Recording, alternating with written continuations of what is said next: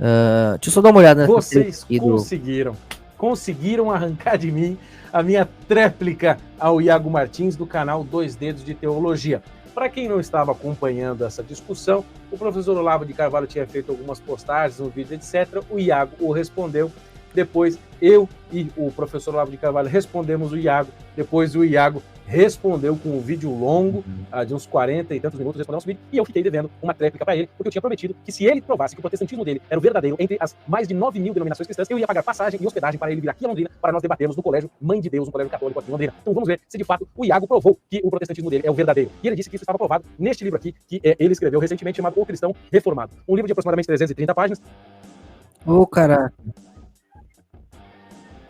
O qual eu tive a paciência de ler, e não só de ler, mas de ter um trabalho meticuloso aqui, como eu faço de costume, de elencar toda a bibliografia citada por ele durante o livro inteiro. As concitações e não citações, as menções, tudo que foi dito, os principais pontos estão analisados, e agora este vídeo vai ser sobre o livro do Iago e as minhas observações para provar para vocês que o Iago nem de protestantismo entende. Bernardo, termina com Ô, louco! Seu safado para debate, certo? Eu pago a sua passagem para você vir em Londrina, este debate no colégio e tal, Maria. Caraca, os caras tá pesado. Nossa, aqui fala rápido, hein? Porque desde que você me prove que a sua fé calvinista é a fé verdadeira. Tá aqui, moço. Tá aprovado, tá bom? Se chama O Cristão Reformado, uma introdução bíblica aos pilares do protestantismo. Tá aprovado, certo? Aqui eu mostro como os 5 solas da reforma e os 5 pontos do calvinismo são a verdade da escritura. Se você discorda, ou você faz um trabalho provando que isso aqui está falso, ou você me manda um e-mail para eu lhe passar meus dados para as... E não se esqueça, obviamente, de antes de continuar assistindo o vídeo, inscreva-se no canal, deixe o seu like se você já está apreciando este encerramento, imagino eu, dessa discussão toda, e vamos agora para os caras chamaram o Pachincha. O que o Iago disse no final do vídeo dele é que este livro aqui demonstra que o protestantismo dele é verdadeiro e que as outras 8.999 denominações cristãs são falsas, se não em todos os seus elementos, pelo menos em alguns. Então aqui está o livro do Iago, em que ele vai fazer uma abordagem muito mais pastoral do que teológica dos 5 pontos do calvinismo, da famosa tulip, né? Da tulipa, que são os 5 pontos do calvinismo, e também dos 5 solas da reforma. E aí que nós precisamos entender uma coisa: o livro tem um problema sério de método, e isto é fundamental quando se fala de teologia. Porque, por exemplo, se você vai fazer um livro que se propõe, ou pelo menos nas palavras do Iago, a dizer que este livro aqui demonstra que o protestantismo dele é o verdadeiro e todos os outros não são, você precisa ter um método para verificar todos os outros protestantismos, vamos dizer assim, e mostrar que eles estão errados e você está certo, e não simplesmente afirmar a coisa. O que é necessário fazer se você, de fato, se o seu livro de fato propõe a fazer isso? Você precisa ter um rigor metodológico muito afiado. O que você deveria fazer em primeiro lugar? Levantar aquilo que se chama em latim de status questionis, ou seja, levantar o estado da questão. Verificar, por exemplo, qual é a bibliografia necessária para entender o assunto protestantismo, movimento protestante.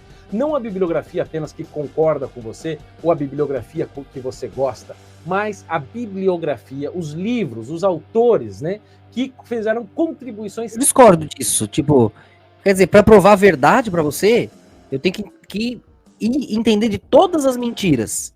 Então, quer dizer, para te provar que a água é molhada, eu vou ter que entender o cara falando que a água é seca, que a água é não sei o quê. Porra, né? Beleza, pode ser gasosa, pode ser sólida, mas a água é água. Então, eu não vou ter que... O cara tá falando que a água é deserto, eu vou ter que ir lá entrar na loucura dele para provar que a água é molhada? Não, né? Também tem limite isso aí, mas beleza. Significativas para a discussão, sejam eles famosos e muito citados ou não. Porque se você não tiver um espectro e um desenho bem feito de todas as discussões dos principais atores do estado da questão do protestantismo, você não conseguirá ver para onde... Imagina Cristo tendo que ir nas milhares de denominações, indo ver a loucura de cada pastor com seus interesses, com seus egos, para...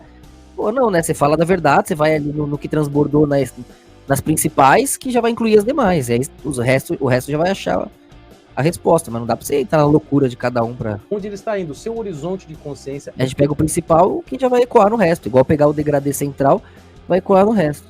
Pequeno e limitado se você não fizer isso. Você não precisa fazer isso em 300 páginas. O próprio livro do Olavo de Carvalho, por exemplo, aqui vou citá-lo porque ele está envolvido nessa questão, o livro dele, Maquiavel, A Confusão Demoníaca, tem uma longa introdução, apesar do livro ser pequeno, do estado da questão da discussão sobre Maquiavel. Ele poderia ter feito isso, mas o Iago Martins ignorou solenemente o estado da questão do protestantismo e partiu como se o seu livro fosse inaugural. Ele sequer analisou, por exemplo, as correntes dentro do protestantismo que são concorrentes, aquelas que são paralelas, as que são transversais, e também não analisou com profundidade aquelas que são confluentes, que confluem em certos pontos e discordam em outros pontos. Ele também não analisou os principais temas de tensão. Por exemplo, os calvinistas acham que a questão da justificação, por exemplo, já está resolvida, mas não está. Na Europa, por exemplo, e nos Estados Unidos, a justificação está em profusão de debates acontecendo lá. Mas será que o Iago Martins sabe disso? No seu livro, ele prova que não,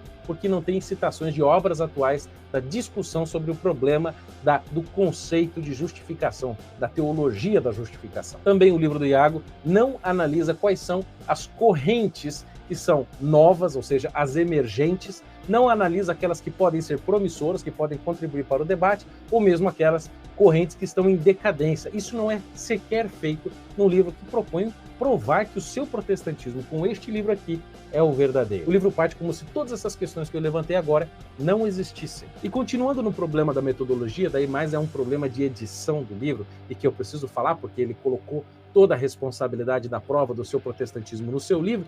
No livro sequer existe uma seção de bibliografia. Você não tem uma bibliografia para consultar do livro de Iago. Como é normal no livro de teologia, você pega ao final, tem lá toda a bibliografia em ordem alfabética, bem citadinha, com o nome, obra, a quantidade de páginas do livro, a editora, o local de publicação, o ano, etc.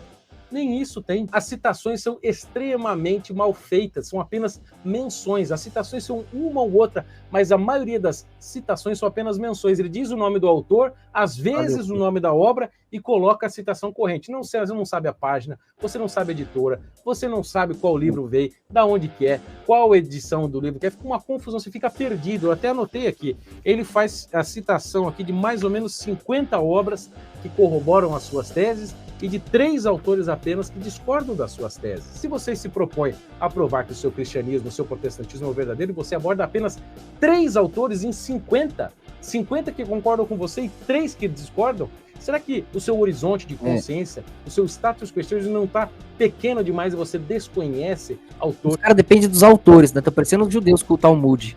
O que os rabinos falaram que vale, a coerência foda-se, né? Então agora, se a gente explica aqui exatamente, o cara fica, não, foi o azul, não, foi o vermelho, não. Porque um lado, você pega os calvinistas, não, tudo está predestinado. Se depende da pessoa, então Deus não sabe tudo.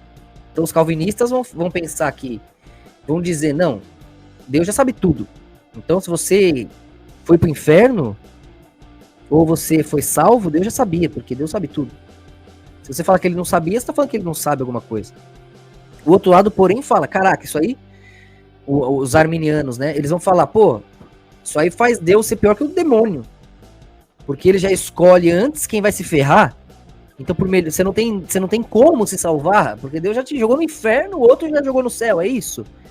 Então, fica essa disputa, fica essa discussão por muito tempo. Quando essas duas coisas acontecem, é igual se a gente estivesse discutindo. Um lado tá falando, não, olha, as cores já estão feitas ali, por isso que a luz nasce. Né? Não. O outro lado vai falar, as cores só estão lá porque a luz fez elas. A luz foi lá, se acelerou, você viu vermelho, acelerou mais um pouquinho, viu laranja, acelerou mais um pouquinho, viu amarelo, acelerou mais um pouquinho, viu verde, acelerou mais um pouquinho, ficou bem rápida no azul, encontrou ela lá atrás, lenta no vermelho, se manipulou, virou violeta. Então a luz fez as cores. Não, mas as cores juntas já eram essa luz, que só então foi fazer as cores. Você vai ficar discutindo. Então é claro que o degradê é perpétuo, certo? Então, eu explico isso aqui no livro Lúcifer, quem quiser tem no site aí. Mas você tem o degradê aqui. Então isso aqui, Calvino ia olhar e falar, tá vendo, ó? Já tava certo o degradê. A luz sozinha, indo no vazio, vai sair nela mesma, se orbita, se ultrapassa. Então, esse degradê é perpétuo. não tem como ninguém com a sua, não tem como ninguém com o seu livre-arbítrio querer vir e mudar isso aqui, porque aí Deus não seria Deus, a luz não seria a luz, se qualquer cor tivesse livre-arbítrio. Ah, o amarelo não se salvou, agora a luz morreu. Não, então um calvinista ia olhar e falar, ó, a simetria é perfeita, é perpétua, então Deus já escolheu quem cai, quem se eleva, tá aqui, ó. Isso é um fato, beleza, por um lado a simetria é perfeita, nada vai mudar isso. Agora, esse amarelo aqui, central, é tanto esse quanto esse, quanto esse, quanto esse, quanto esse. Então todos de fato tiveram a chance de serem salvos. Qualquer amarelo desse que comparasse os extremos, as referências, ó, entre o vermelho e laranja, puta, aqui é o centro. É isso que foi acontecendo entre todos eles, entre todas as experiências, eles foram virando uma mais definida. Esse amarelo aqui, se for mais pra cá, vai chegar nesse laranja aqui. Se for mais pra lá, chega nesse verde aqui. Então, de fato, já estava predestinado o processo simétrico. Porém, de fato, qualquer ponto de vista fracionado poderia ter escolhido se centralizar na justiça e chegar nesse amarelo central, entende? Então, é como se não é esse amarelo foi destinado e ele se tornou esse, não.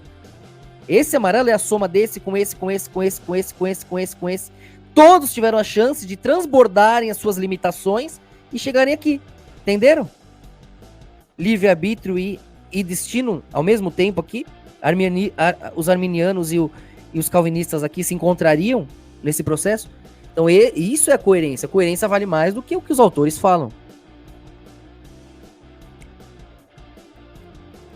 Autores que discordam das suas teses, por exemplo, será que você não quer encará-los por causa da estatura teológica desses teólogos? Não tem também, o que é uma coisa luxuosa num livro, mas eu acho que é necessário, o índice onomástico, ou seja, os nomes dos autores, das correntes teológicas que ele cita no livro e as páginas em que estão. Isso é muito bom no livro para você ver a frequência dos autores em que eles citam, para você verificar se ele está trabalhando com as melhores fontes, mas isso também não existe no livro. Isso porque é um livro que se propõe, segundo Iago, a provar que o protestantismo dele é o verdadeiro. O que me impressionou no livro dele é a ausência de uma análise calma sobre a teologia arminiana. Na página 125 do seu livro, ele fala assim, os textos arminianos. Tá no site. Ele fala de textos arminianos como se qualquer leitor soubesse o que é o arminianismo. Qualquer teólogo sério, quando vai produzir uma obra teológica, o que ele faz? Quando ele cita uma corrente teológica, ele, pelo menos brevemente, em 1 ou 2 parágrafos, apresenta esta corrente teológica para que o leitor não familiarizado saiba quem é, cita os principais autores. Depende, né? Se ele tá fazendo estudo profundo para quem já entende, não, né? Pô, também, se cada vez você vai fazer passar um estudo de faculdade, você tem que ensinar as coisas do primário, aí ferrou. As correntes divergentes dentro, situa o leitor dentro daquilo, então depois, a partir daquela apresentação prévia, pode então criticá-lo, mas isso ele não faz. Ele parte do princípio que o texto arminiano é simplesmente um texto pelagiano, parece-me que ele sugere isso, ou é um texto da interpretação corrente do afegão médio cristão, protestante, simplesmente fica uma confusão, você não entende o que ele quer dizer com textos arminianos. E o pior, texto arminiano, para quem não sabe, arminiano vem de Armínio, que vem do teólogo Jacó Armínio, cujo nome original em holandês era Jacobus Harmenszoon, e foi traduzido para o latim como Jacobus Armínio. Aí foi longe. Que foi um teólogo. Ele tinha uma cueca azul, que era a favorita dele, e ele gostava de jogar bilhar, e ele era, porra, de terceira, ou vamos dizer, quarta geração de calvinistas, que discordou da posição calvinista, e foi um dos caras que criou uma corrente muito saudável, no meu entendimento, porque ela é muito mais confluente com a posição católica do que com a posição reformada, e muito criticada pelos calvinistas, ainda que a teologia arminiana seja aquela que, em geral, com muitas... Bom, eles vão ficar dando volta nisso aí, né? Vocês entenderam? Quando alguém ficar nessa discussão calvinista-arminiana, é isso. O calvinista fala que Deus sabe tudo, portanto ele escolhe quem se salva, quem não.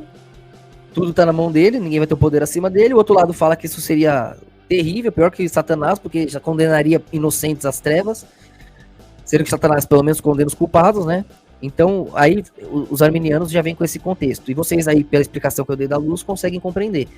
Tem a simetria, o destino, tem a sabedoria divina, Deus conhece o destino, porém, diante das opções, das experiências da vida, todos temos as opções de chegarmos nessa conclusão eterna que já estava lá. Você vai entrar em sintonia, né? Ou vai ser referência para quem sintonizou. De qualquer jeito, o processo se faz vivo, né? Isso tem até a ver com o nome de Deus também, que eu vou explicar aí para os iniciados, o pessoal que tá mais tempo aí. Vai participando, tenha paciência participar com a gente.